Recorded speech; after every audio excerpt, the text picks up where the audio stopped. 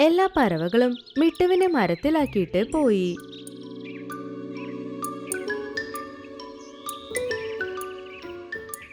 അവർ പോയതും ആ പൂച്ച മരത്തിനടുത്തേക്ക് ചെന്നു. ആഹാഹാ, ഇന്ന് എനിക്ക് പാർട്ടിയാണ്. ഈ കണ്ണു കാണാത്ത കിളി എന്നെ എന്ത് ചെയ്യാൻ പോകുന്നു?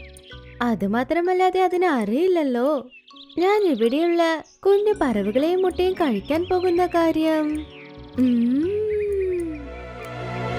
അങ്ങനെ പറഞ്ഞത് വേഗം മരത്തിൽ കയറി കൂട്ടിലേക്ക് നടന്ന് പോയിക്കൊണ്ടിരുന്നു. ഇനി നീ ഒരു അടിയെടുത്ത് വെച്ചാൽ നിന്നെ ഞാൻ പാഠം പഠിപ്പിക്കും. അങ്ങനെ പറഞ്ഞു മിട്ടു പറന്നു അതിന്റെ കൊക്കുകൊണ്ട് ആ പൂച്ചയെ പരിക്കേൽപ്പിക്കാൻ തുടങ്ങി. ആഹാ, ഇതിനെല്ലാം അറിയുന്നുണ്ട്. അപ്പൊ ഇത് പറഞ്ഞത് നുണയാ. അയ്യോ, എനിക്ക് വേദനിക്കുന്നു.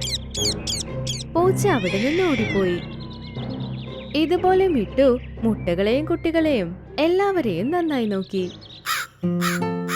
എല്ലാ പറവകളും തിരിച്ചു വരുമ്പോൾ അവർ മിട്ടുവിന് വേണ്ടിയും ഭക്ഷണം കൊണ്ടുവന്നു. മിട്ടു ആ ഭക്ഷണം സന്തോഷമായി കഴിച്ചു. അതിന് കണ്ണ് കാണുന്നില്ല എന്ന നാടകം അങ്ങനെ തുടർന്നു.